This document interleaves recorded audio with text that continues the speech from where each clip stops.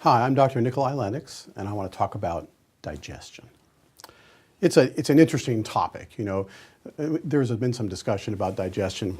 I want you to know that basically if you put a marble in your mouth and it goes through your digestive tract and passes out at the end, it has never really technically entered your body. Because your digestive tract is this wonderful little mechanism whereby you can extract information, nutrition, and other things, unfortunately, from the environment that you put in your mouth. And so the digestive tract is really all about helping you extract from the universe that which you have been promised.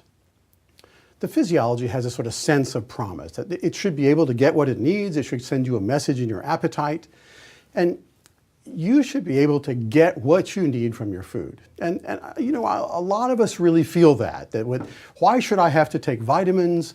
Why should I have to, augment my nutrition? I should be able to get what I want from my food. And there are a number of reasons why that's not true, but I'm going to talk primarily about the digestive reasons that may not be true. First of all, in your mouth, you secrete salivary enzymes. And those enzymes mix in the saliva and they begin to help break down your food. And then the food goes from your mouth into your stomach. And in your stomach is a stomach acid called hydrochloric acid.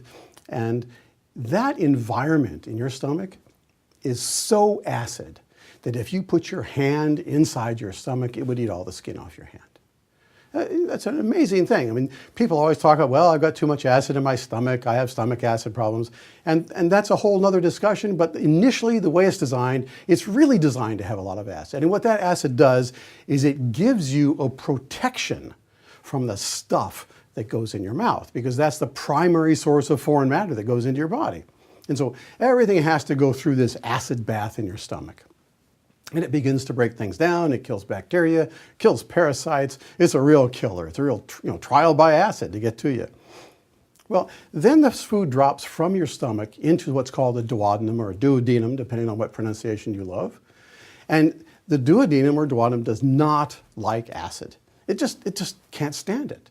And so as a result of that, the duodenum sends out a message, and it sends out a message via a hormone called cholecystokinin. And I know it's a fancy word, and I just love the sound of it, and that's why I say it.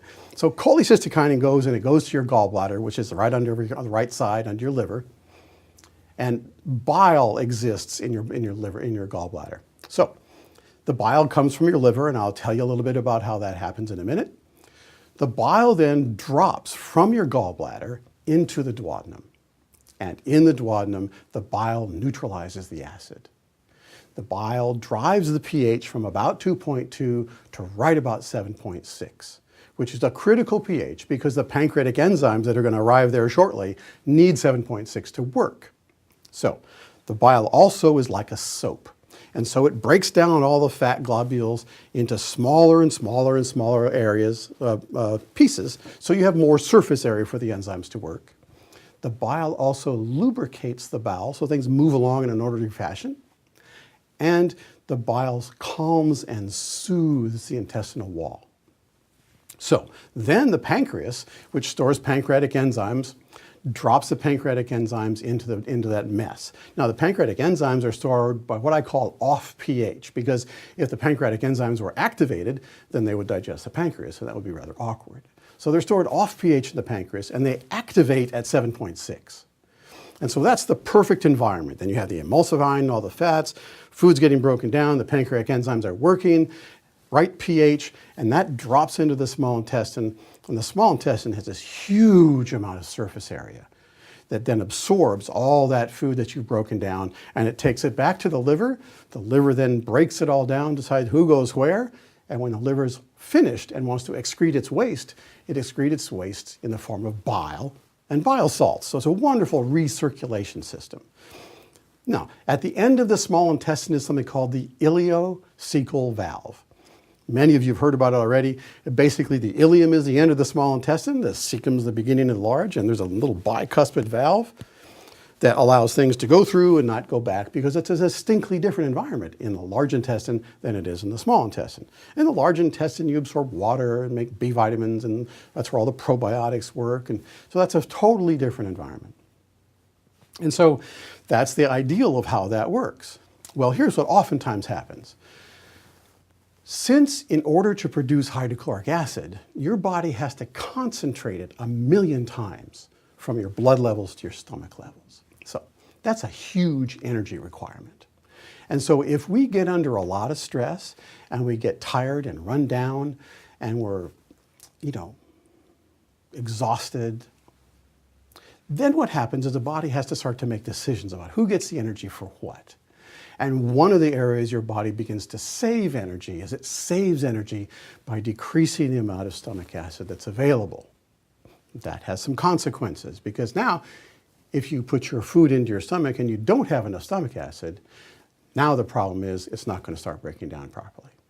So if it doesn't break down properly, then what happens in your stomach is that the degree of acidity as it hits your duodenum doesn't stimulate enough release from your gallbladder to neutralize the acid that's there.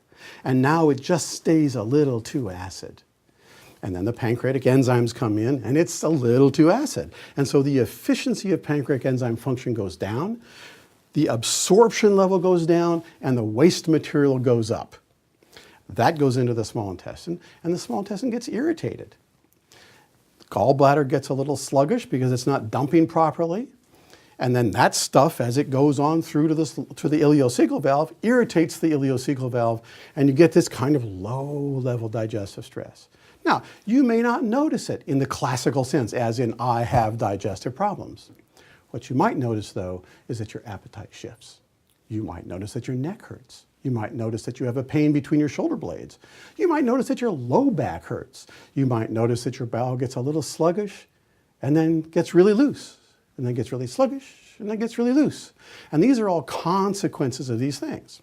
Now, sometimes you can look at that and you can say, okay, we're going to just do this and your digestion should be fine. But most of the time people come in and they say, I have a pain between my shoulder blades.